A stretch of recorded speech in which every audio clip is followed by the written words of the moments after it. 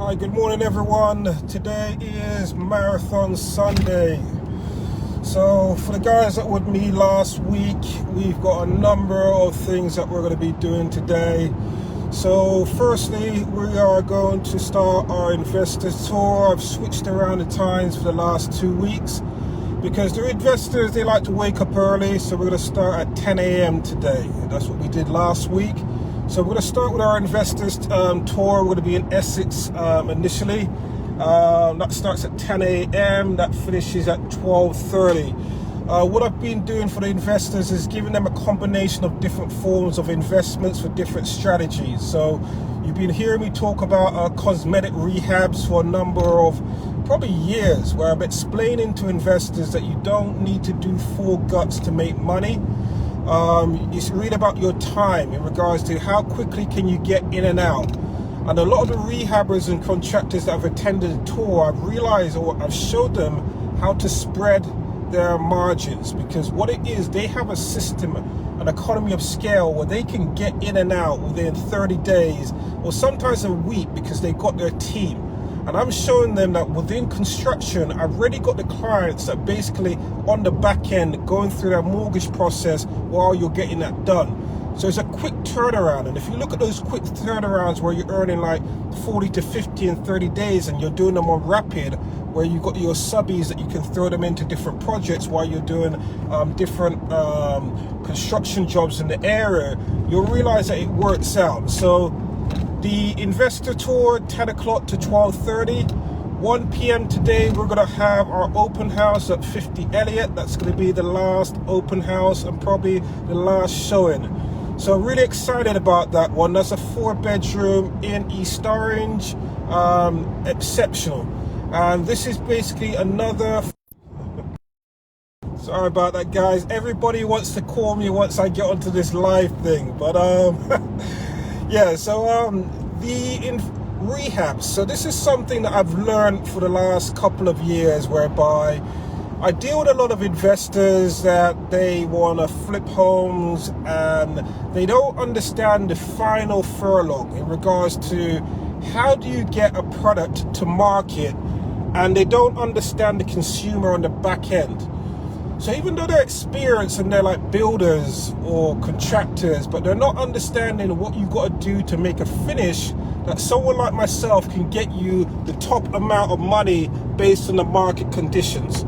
So what I've been able to do is prove a technique. If you give me a very good product, I've been able to prove a technique whereby it's priced effectively, but I'm getting over like 30, 50, 60,000 over asking. Because what I do as an agent is basically create a business plan for each property.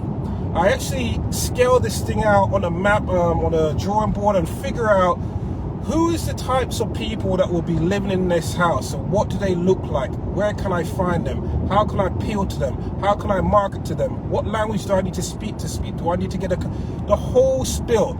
So what you'll find is that the numbers, if you give me the right product, and what I explain to my rehabbers and investors, that you've got to spend money to get the finish, okay? Do you want to be McDonald's or Burger King, or do you want to be Zingburger? Make up your mind, okay? If you give me the right product that I can basically work, then you'll realize that I can get the numbers. So this is on the market for what, 419,000. I've already had offers of over 465, 475, and another one close to 500,000. So this is a system that I'm building out in regards to ensuring that you're able to get numbers. Now, the key thing is that I realize being a listing agent is that how can you be a listing agent and you don't have buyers? It confused me, and that's one of the reasons why I got my license, because I was dealing with agents that are very good at listing and approaching sellers and stuff, and there's usually more buyers agents.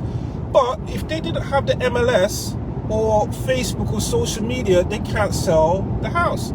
Where I specialize in off-market opportunities, where my clients do not want to advertise on the MLS. They do not want to put it on the internet. And sometimes I explain to them, well, you're doing yourself a disservice by not doing that, but that's what they want. They don't want their neighbors to know that they're selling the house. They don't want to have lots of people walking through their house with their kids and stuff. They don't want to have to explain to people what the situation is. Also, some people, they don't want the anxiety of someone encroaching on their privacy. Or it could be an investor that, you know what, he's just got a number. He just wants that number and he's done. You know, I'm halfway through the project and I just want to hit that number. So this is why I specialize in off-market opportunities. I haven't had the time to post stuff about closings and stuff and what's being sold and all that kind of stuff. You know, we're selling. So the most recent one I did in Bloomfield, 2-family, picked it up because the agent couldn't perform. Came through with my crew of people, as I do. He just turned around and said, Darrell, I want you to be my listing agent. I told him, no, you're in contract. If it expires and I'm around, give me a call. So obviously he did give me a call. They couldn't get it sold for $460 at the time. Now, I get this listing right in the middle of COVID, like when we're shutting things down. I'm like, oh, this is crazy. Anyway, strapped it up for $500,000. Agent did a dirty one on me, tried to basically evict the tenants 1 week before closing, which was crazy because we agreed that we're not going to do that. So in the middle of COVID, I had to find a way to get another buyer in place for my client to sell. He lived in one of the units. First floor unit, their daughter had a car accident, so she was high risk. No one's going in. The seller is saying, Darrell, no one, not even me, not even I could go in the house.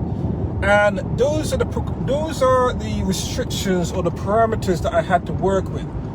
That I had to basically find a buyer that's willing to buy a house over $500,000, even though when people were talking about COVID, the market was supposed to drop by 30%. So convincing someone that to go over what the market was saying in March and not see the property at all, not being able to see, access the rooms. I had some basic videos. They didn't like me to take any videos because their privacy. And I was like, fair enough, I respect that, and a few pictures.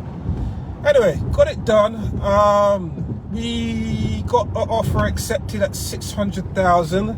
So we jumped from 460 to 500, 520. That guy lost his job, got furloughed like a week after getting his mortgage documents out. But being able to strap it up at 600,000 in COVID, do you see how much of an increase that was? Anyway, so that was basically sight unseen. A lot of people don't understand that people have been buying properties on the internet, or basically been buying properties without seeing them for decades. This is not something new. COVID has just really expedited that. And what I explained to people, that I bought most of my homes without seeing them. And people think it's crazy. It's not crazy, guys. If you buy an auction home, more than likely you're not seeing that home. You might see the outside of it or a couple of pictures, but you're not seeing that home. If you buy a new construction home, you've already put down the deposit and stuff for a home. When you basically went to buy the home, there was nothing there, there was dirt. So these are kind of mindsets that I'm walking clients through to say, hey, you can do this. There's precautions in place and contingencies in place that you can buy these homes sight unseen, and you can get from A to B. So within that process of being able to turn this transaction around, the client didn't actually see the home until the appraisal. And even when we did the appraisal, we had to get the home inspector, appraiser in at the same time. The buyers had to wait outside, and out of the husband and wife, only one of them was able to see the multi-family, and we had to close. So we got it strapped up. So that was a good closing in Bloomfield. Bloomfield was a very different proposition because the agents were like, my phone was going nuts. And the agents, and this is where you got to always be aware that you're represented by the right agents, because the agents were deal breakers. They were blowing up my phone. They were knocking on the door 8, 9 o'clock at night, disturbing the tenants, telling the tenants to move out of the house. How could you do that? They haven't even seen the house. And that was something where I see that happen a lot in Essex. And in Bloomfield, that kept on happening to me. Agents kept on, and they do that on a lot of my listings. They keep on see my sign outside and say, hey, Darrell said to let me into the house. But that's not good. That's not ethical. I need to kind of deal with that in the future. That's causing a big issue. That's not professional. So we're able to close on that.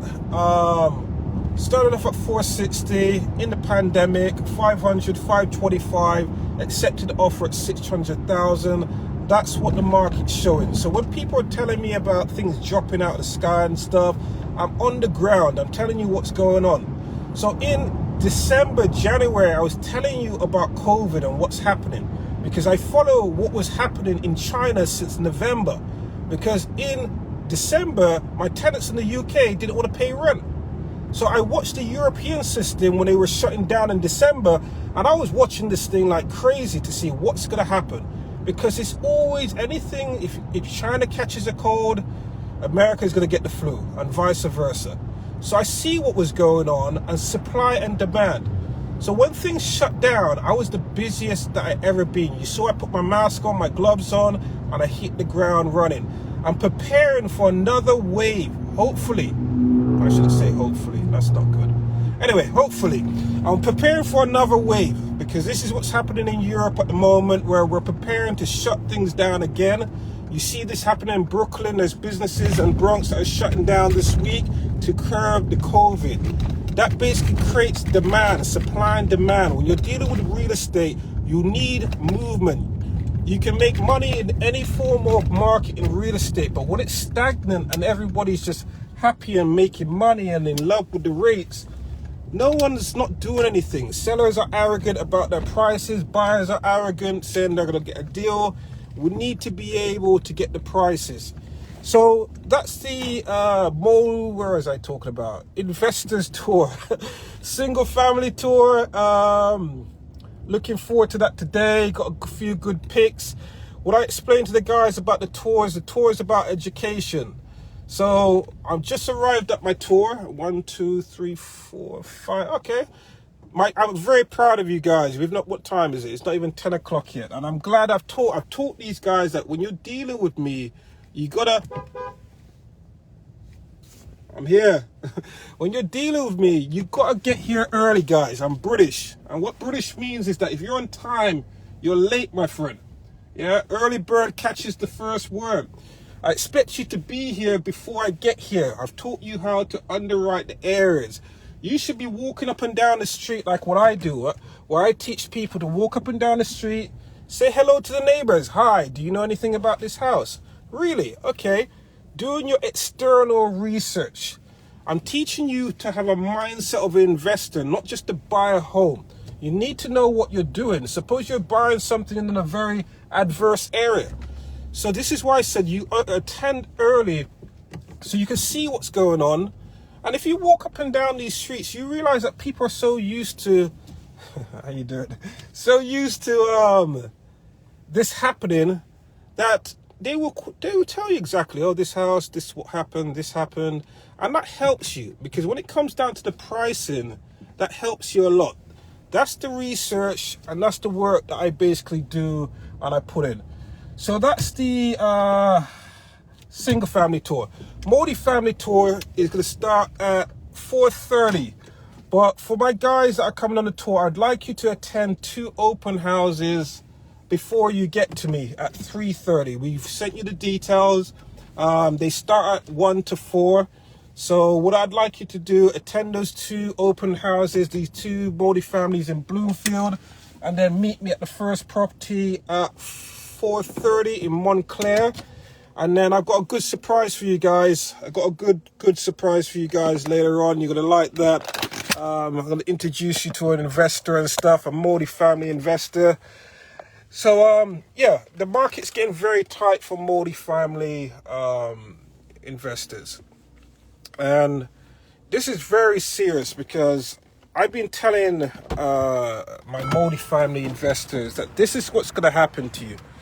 I was showing you homes and telling you, this is the one. Or I'm never going to tell you you have to buy this home, but I'm saying to you, this is good.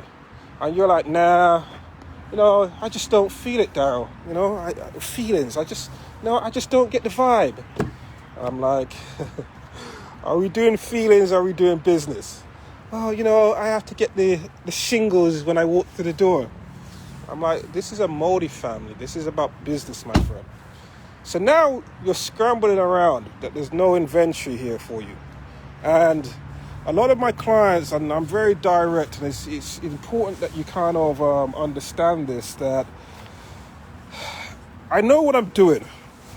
So what I'm saying to you, that I'm listening to your requirements. Where is the children going to go to school? No, you're from New York. You want parking because you always get parking tickets. No, you don't want to be in a war zone. And if you don't do the tour, you're never going to pull the trigger. And this thing goes for investors as well. I'd probably say, and I've been to a lot of investor events, and it's very true. When you're at an investor event, 90% of the people are not pulling any triggers. They turn up to all these seminars. They have a lot of conversations. They say a lot of speaky things important. And they don't turn up. So I'm waiting for this to get sorted out. Can't wait to get it off the books. But we're not going in here today, but this is just another opportunity. Anyway, so we're scrambling. How you doing, sir? We're scrambling around trying to find opportunities and stuff. And I'm saying to them, look, we've lost, or you didn't look at certain opportunities, or you walked away, or you didn't kind of react very quickly. And this is why I explained you've got to have your team in place. Because if you don't have the right mortgage person that can execute for you, you're not going to get the deals. This is why my clients, I need my face mask. That's why my clients, we make sure that your finances is in place before you get out here. Attorney is in place before you get out here. Your home inspector is in place before you get out here. So you can literally execute. My clients are pulling the trigger at the house. They're calling their mortgage guy at the house if we have to revise the mortgage pre-qualification, and we're getting the offers in. We're not even waiting to get out of attorney review before we do our home inspection. And we're moving like lightning speed because we got to execute. That's really what people expect from me. And I'm not going to put you forward if you are not able to execute at that level. So I say to people that you need to attend tours to know what you're doing. So when you see an oil tank, or you see, let's get this face mask, or you see an oil tank, or if you see anything that kind of untowards, you know how to deal with things. And I realize that the more houses that you go through, the more comfortable you become. And it takes the anxiety out of it. And then you meet clients that are in the same situation as yourself, so you can get to build a rapport. Like, I've got a good community of clients that they help each other, they network, they have meals. Some of them are putting money together to purchase. Some of them are just deciding that it's better for them to kind of share the contractors so they can get better pricing. It's all about collaboration, guys. So right now, we have limited inventory. Well, I don't really have limited inventory. I've always got inventory. It's really for the right people. I'm always special in the off-market homes. Probably while I'm here, let's just talk about some comps quickly, because Mr. Dion, come over here, sir. So I introduce you to one of my guys. So let's underwrite this deal. You see me do this video before. So this is Brookside, 135 Brookside. Been here for quite some time. Good morning. I'm going to do a video on you in a second. Yeah. 135 Brookside. I scoped this house out about 2 years ago, and it came to me in a weird kind of way. Okay. Now, I looked at this opportunity in regards to the space. I looked at it in regards to what that opportunity could be. And then what it is that people didn't believe me when I talked about the ARVs. We're on a double lot. So I had it advertised initially for 80,000, and everyone went to sleep. They always ask me for deals, and then when I present deals, everyone goes quiet, and then they want it for 50,000. Anyway, I told them the ARV on it's going to be 325 at that time. So this is the ARV of this comp here, which is basically the same floor plan. So this was on the market for 320. I believe it's under contract for maybe about 353, maybe 360. Okay, but ours is better because we got the lot next to it. So what I was explaining to the investors is because of the lot, I could price this out and get 375. Okay. Now, while we're here, this is the property that we're going in today. So my guys are in the car, so that's not good. I'm going to go and wake them up in a second and bang on their windows. But this is the house that I'm looking at today. So this is an example of what I've been explaining to you about cosmetic rehabs, okay? So spend a little bit more, and at least you don't have to go through the whole madness of what this is, and you start from here. So when you're starting from here, at least you can see the floor plan. At least you could have an idea of what can and can't be done. Morning, guys. How are you? At least you can see the flooring and what needs to be done. So when I'm looking at this, and this is my definition of cosmetic rehab. One, do I need to do floors? Unfortunately, I'm going to have to do floors. Maybe, can I touch it up? Maybe, because I just want to give it a good enough finish to get it kicked out. So painting, okay? Some floors. I've got the floor plan. It's not a gut job. Okay, deal with the ceiling. Can I get away with these floors? Hey, I can work miracles with some things. I think I could get away with some of these floors. Because what it is, depending on what price I go for. Can I touch this up in regards to the towels? Of course I'm going to touch it up. I'm not putting in new towels. I'm going to touch this up to make it look nice. I've got towels in the kitchen. Wow. When I scrub this back and steam it, this is going to look brand new. Am I going to put new counters in? Now, we've got a good canvas to work from, but my investors cannot see the opportunity because they see these things like this and they get scared. And I'm like, are you serious? You're a contractor. Like, what is this? You like the pink toilet seat? So when I look at this, okay, plaster. And this is basically at call it 160. Okay, we made offers on it. We rejected the other ones, but I can make this work at 160 because my ARV on this is right about 285 if you make it nice. So what I'm going to do is basically, and I learned this in the UK, we're going to change the countertops. You don't have to change the whole internals of this stuff depending on what it is. I can change doors. I could touch this up and make it look nice. I'll probably get rid of the top section, but I can make this nice. Get some stove in there. Cool. So this is the initial first floor, and I'm just explaining to you how you could just be in and out of here, and I haven't spent any big money. All right, so let's go upstairs. So on this floor here, we've got another bedroom here. Cool. That's even better. If you want to get scientific, you could talk about opening up floors. But on the house next door, what the guy did is took the same floor plan that I'm showing you right now, and he turned it into a multi-family. So you can make a decision of being in and out of here within I can get in and out of here within 30 days, but if it's a multi-family, it could take you a couple of months and permits and stuff. All right, a bathroom, okay? Now, can I get these floors back to where they need to be? This is kind of weird where the toilet is, but we can make it work. Okay, so this is big enough in regards to, and I'm not spending more than maybe $5,000. I always use a budget of $7,000 for a bathroom because you never know what can pop up. There's stuff that can happen. So bedroom 2, okay. Bedroom 3. I might have to make an offer on this myself. Alex, are you watching? Okay, do you not see the roof? That's a good roof. So some of the investors are sleeping in regards to the opportunity. Look at the floors. I can get this floor knocked out quickly. So I can be in and out of here extremely quickly. Probably in the attic, we've got a open space. That's 3 bedrooms. So what I'm saying to you, I don't think I've spent, do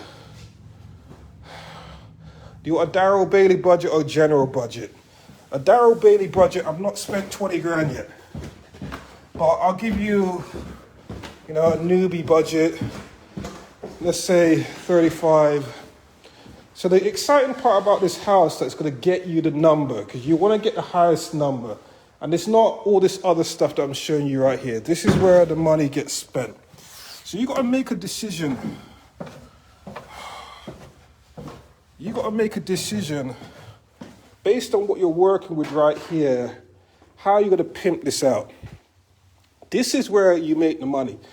Now, you got to figure out, can I dump 35 grand into this area and will I see the return? Now, we've come down here, we got a problem. So we're looking at mechanicals down here, okay? 2, is it dry enough? Do I have enough headroom? If it's too much, I'm leaving it for the other guy to take care of. But the key thing I'm looking for down here is, do I have access to get out? Okay, this looks kind of dark. Let's get the lights on. Okay, can't get the lights on because I'm on Facebook. So let me walk down. If I fall over, guys, don't laugh. I fall over all the time. It's not new. If you've watched my videos, you've seen. Okay. That looks like a door there, guys. That's what I'm looking for. Okay. Okay. Let me get out of this area. So that's where, if you're talking about added value, that's where if you want to get it up to like the 300 mark and above, this is where you got to pimp out this space. So you got to make a decision based on the street, how you're going to work this. Now, the reason why I know I can get that number is because when I underwrite a deal, I'm thinking about who's going to live here. Who's the type of person that's going to live here? Why are they going to spend to $300,000 in relation to this house? So the key thing that I'm looking for is parking and accessibility. So from outside, I'm going to get rid of this fence stuff. So I'm going to do the parking like next door, because like I said, cut the curb, because the clientele person, they want to be able to pull up. Okay? Don't think it's big enough for us to get around the side.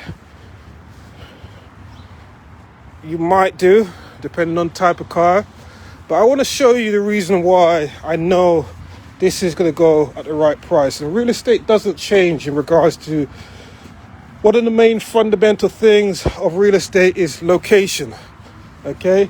Knowing your locations and understanding the market right now. So that's what I was looking for downstairs. Do we have an entry point? Okay. All right, so I want to show you something. So many people are missing this, and you might start hearing a point to what I'm talking about. This is where my parking is going to be. Where with this parking, I'm going to make some dope parking over here. You see this fence here? That you can come off the street. This is the Garden State Parkway. So you're going to come off right here. So the person that's going to buy this house, they don't necessarily need to know anything about this area. They just know that I'm going down the parkway. I'm going to pull off here. I'm going to drive my car here. I'm going to pull up through my gates. If you want to get fancy with it, you do some electric gates and you bring them in. And I'm going to bring them in somewhere to around about here and stop it here. So I've got maybe 1, 2, 3, maybe even 4 cars can go here. Then I'm going to make a nice space out here in regards to just family life space. That's how you get the numbers, guys, in regards to thinking about highest and best use. The other thing as well, when you're rehabbing and looking for opportunities, look at what's going on with the neighbors. If you start doing work here, more than likely the owner's going to turn up and you're able to get either side. That's where you spread your economy of scale. So I'm looking at this in regards to me personally. I'm looking at this and I'm going, interesting. This is what he's done. So do I spend the money to extend the house and bring it out the way it's been brought out like next door, because next door has done it? That will give me more square footage if I'm basically going to do a multi-family. And me personally, I'd probably spend the money to do it, but it depends on who you are and what your strategy is and stuff. But you can look at that. So that's the multifamily next door that I was just telling you about for like $350. So that's the strategy that when you're looking at underwriting these things, you have to look at it from left, right, bottom, top, down. Look at it from different dimensions because you're leaving money on the table. The reason why I know all these things is because, one, when I was buying, no one was giving me any deals. I had to figure this stuff out myself. Two, since I've become an agent, I've been able to deal with so many investors that I've seen so many different strategies that is unbelievable. I think that's probably one of the best things that have ever happened to me in regards to meeting different investors. Everyone's got a game and a strategy, and I've been able to take all that information and compile it together and teach and show other people. So I've got a few other guys inside. So I'm going to have to jump off because I'm now become late. My guys are inside and probably wondering what's going on. But guys, this is a deal. 160,000. Okay, I've just walked you through the numbers in regards to cosmetic rehab, in regards to what you need to do outside. If you want to follow my instructions and do the outside stuff and parking, or you know what, I'm not doing no basement, I'm just going to clean it up outside. The main money that needs to be spent in this property right now is basically the mechanicals. So I just wanted to share that with you. Wasn't planning to do that initially, but I thought let me just share that information with you so you can see or understand how we get underwrite a cosmetic rehab. So I'll speak to you soon. Inde, nice to meet you. Leo, how you doing? Arthur, nice to meet you. Alex, don't worry, we're going to be writing some contracts today. Watch the tour after 4:30 today. We're going to smash this. Okay, speak to you guys soon.